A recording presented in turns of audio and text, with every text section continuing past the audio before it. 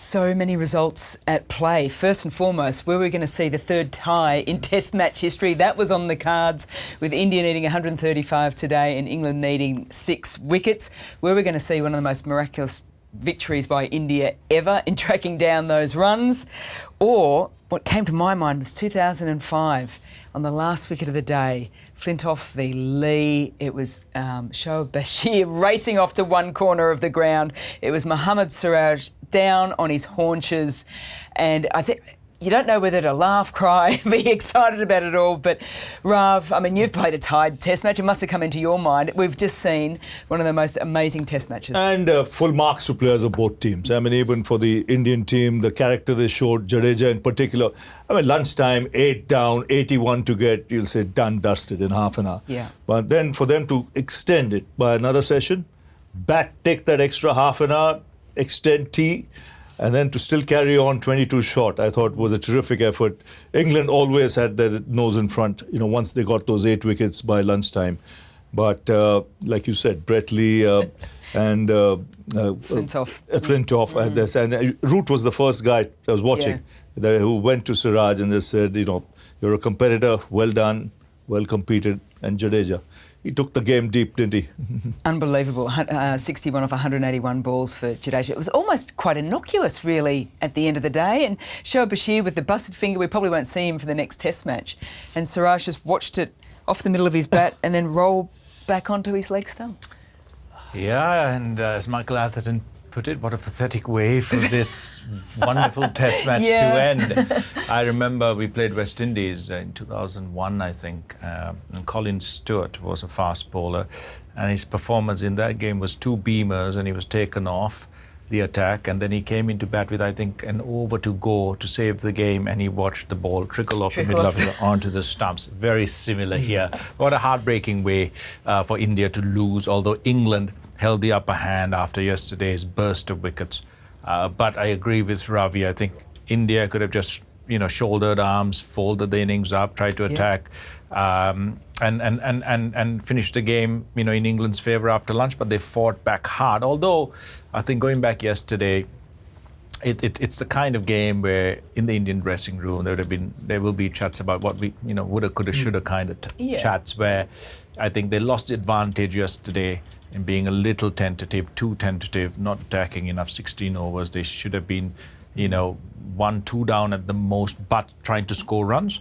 Today, when they were full of intent, the wicket looked easier, and then when the ball got softer, unfortunately, they had no batters left. OK, so is that where you think India's lost it? I thought yesterday if they had lost a wicket less, even if Nitesh Reddy had not got out at lunch, on the stroke of lunch, there was an outside chance. Because like Kumar mentioned, it got flat.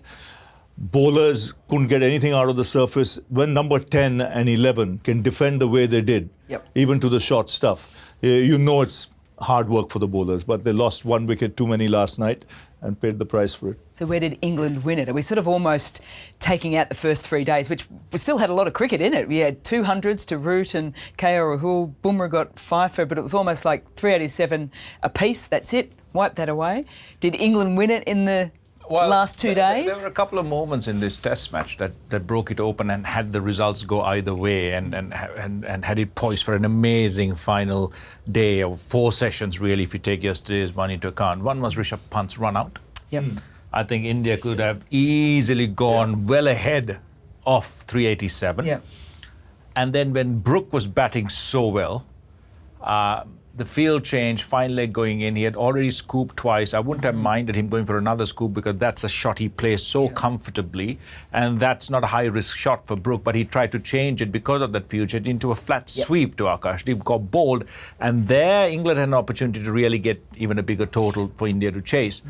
But once that was all done, I thought the way Stokes bowled, the way Cast bowled yesterday, and the 2 spells of Stokes today, even though Vokes took a very crucial wicket, Archer came and broke the game, but Stokes was that one bowler who bowled a 9.2 over spell and then a second 10 over spell in one day that really held that bowling together and really lifted the side. And you could see him telling his team, come on, come on, keep the energy up, telling the crowd, come on, rise with us. And that was incredible to see. So I thought it was extremely well led, really well bowled on a difficult pitch for batting. But I also think that India let England into the game yesterday. It was almost inspirational, that leadership. Yeah. You know, when a captain who's had problems with injury, when he comes and puts his neck on the line the way he did on that final day, you know, the other blokes jolly well respond. And you could see that. There was intensity there from England today. Archer, totally different from yesterday. I thought he, didn't get the rhythm right last evening. Today, bang on target, much better. And, it made a difference. But having said that, India look back at this series so far, 2-1 down. They had their moments. They could have said, a little bit of luck, a little bit of smart cricket, could have been 3-0, in their favour. So, it's that tight, this series.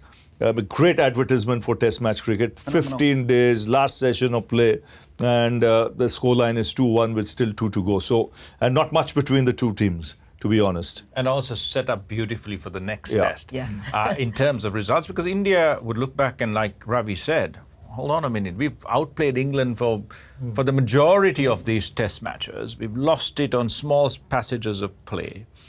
There were a few words exchanged, a few heated moments out there as well. So that'll lift both sides to come back hard. They've got a week's break now to really recover, do their rehab and get their thoughts arranged, train, do everything they need to be ready. So I think it's really well set up for the next two tests. I want to go just back to the start of the day, because Stokes had, first and foremost, a choice. He had to finish off an over to begin with, and then it was the choice of who he was going to bowl from the pavilion end, with Bryden Cast bowling so well the night before, getting Nair and Shubman Gill out. He went with Archer. There must have been a conversation with Archer about, you didn't quite nail it yesterday. If I'm going to give you the ball, you got to be on song, and he was. And I think a lot had to do, Mel, because Rishabh Pant was there at the crease. He said, let me go with that extra pace and see if, that works. And it did work. What a beauty. I mean, that delivery to get Rishabh Pant, that was 89.6 miles per hour. It was fast and just a hint of movement, where Rishabh played inside and it took the off stump. And, it's one of the great sights in world cricket. When you see a fast bowler running in 90 clicks, 90 miles per hour, and then when you see the off stump going for a nice little toss, cartwheeling, it's a great sight. That lifted the crowd. That lifted Ben Stokes as well. Yep. And, you could see that intensity with England. Yep. And then the catch. So there was aggression there was pace there, and then there was athleticism from Jofra Archer to take that catch of Washington Sundar. So that half an hour's cricket where 3 wickets fell, changed the game on its head. Siraj has been fined for the shoulder charge to Ben Duckett, which I think everyone shoulder here... charge. Wow. Shoulder tap. It wasn't even... It was a little... Come on, Richie. Brushing a little flint I think off, is absolutely ridiculous. But there is still spice in the game in the sense of we had ball watchers. Both of them were ball watching, Bryden Cast and Jadeja, and they both collided. Cast sort of put his arm around him almost to sort of just to slow him down from hitting the ground. But then, of course, they realised they were in this hard-fought competition. It's going to keep going in this series. It's not going to die off. Do you think, though, there will be a discussion on both teams about how they want to take this forward and sort of ensuring that it doesn't get too big, or that they just let the players make the decision on the field? I think they'd be absolutely fine. You could see how they how England consoled India, said well played, how the Indian team reacted to the England side. They're absolutely fine. These things happen in the field. Players aren't petty or immature. They understand what happens in the heat of a moment and how the game should be played. I don't think anyone needs to overreact. They'll sort it out among themselves, unless it gets really ugly, which I doubt it will. The umpires can step in, you have fines in place. And I agree, sometimes you overreact and you make mountains of a molehill, like I thought what happened with Siraj. First things first is consistency. There has to be consistency across the board when you make decisions, especially in terms of consequences for actions on the field. I think this game was hard fought. There was not a single time, other than perhaps the Gill incident, which was a little bit ugly, but I thought the umpires were way too late in stepping in and sorting that out. That could have been done very easily. But other than that, I thought it was played in great spirit. It was played really hard, and both sides played their hearts out. What more can you want on a test? Yeah. Yep. Happy with that, Rob. We look ahead to Old Trafford. Rishabh Pant. Now, every time he played, the bottom hand came off the bat. He didn't keep. Jarrell kept for the majority of the game as well. Where do you see them trying to... What have we got, 8 days before we head up north? I think he's got time on his hand. If it's not a crack, then he's got time on his hands to recover. And so I think, he will play. India will think about that number 3 position. Whether to bring in Sai Sudarshan, the left-hander, because... Will they bring in Jarrell? Interesting. But that's if Rishabh Pant is not fit. Even so, you couldn't think play Jarrell will play both? as a batter? Though I know Gautam Gambhir rates him. He rates Jarrell. He thinks he's a fine batsman. But at number 3, I think Sai could be the man. Or they might just say, listen, we competed for a lot of time in this test match. Let's give him one more test. Old Trafford might be a little quicker than some of the other tracks. There might be a little more bounce in that surface. But it'll be good for batting. So I think, again, the bowlers will have to rest up nicely. If they have to come back and take those 20 wickets. It's not going to be easy. Okay, so the only change is potentially if Pant doesn't get up with the busted finger. Okay. For England, Shoaib Bashir's obviously he's fractured that finger. He won't be playing. That makes it quite interesting then for England, doesn't it? It does. And there's a lot of talk in the combox about Liam Dawson. There's been talk about him for many years. He's good. He's fine. Give you something with the bat as well. And left arm spinners have done well against India. So it'll be a good choice now that Bashir has hurt his finger. Plus, I think Wokes might be given a break. He's had 2 back-to-back test matches. He might have Atkinson if he's fit, but I don't know how much bowling he would have done. If they feel he's short of bowling, might give Wokes another game. You think Atkinson? We saw him playing club cricket the other day. I spoke to Atkinson. He said this game was a little bit too soon for him, but he'll be ready for Old Trafford. So I think England will have to get their bowling attack right, pick the best bowlers. They have Stokes, the batting can end at 7. Cars can bat, as we've seen as well. So go for the best bowler in terms of the spinner. Okay, so we are now 2-1 to England, so it's getting crunch time for India, isn't it? They can win that. It goes down to the Oval for a magnificent 5th test. They draw it. They can still win at the Oval in a drawn series. It's all to play for. Predictions. Can that India bounce back? Of course they can bounce back. They showed after Headingley, the way they played at Edgbaston. So, and they've dominated, lengthy periods in this test match as well, as they did in the last game. So they'll feel, it's just seizing the moments, at the right time. They've let they've been a little loose and allowed things to drift.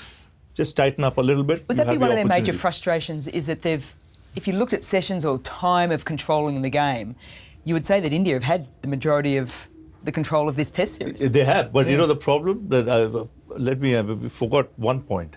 Bumrah said he'll play 3 tests. Now, will he play Old Trafford? Well done. This is the $1 million question. So because 8 days rest, and then there's 4 days gap before the Oval. And most of us were saying, well, he's got to play Edgbaston. Because if he's so now, you're 1 down, so you're going to win. They've won that. And he's had his workload here, 8 wickets in the game. So interesting. There's lots to be answered over the next 8 days. Meanwhile, presentations on the ground at the moment. I think it's Mike Atherton has just spoken to Shubman Gill, and it's going to be Ben Stokes, the captain, who is also, if I've got this right, also player of the match as well. Deservedly so. And deservedly so. Runs, wickets, a Trojan out there in the middle as captain of England. It's been a magnificent win for England by 22 runs. It's been a magnificent test match. They are up to 1. We will see you at Old Edgbaston. There we go, Old Trafford. Edgbastons and Olds all mixed up. We'll see you in Manchester. That's probably a better way to finish it off. Well, join us then.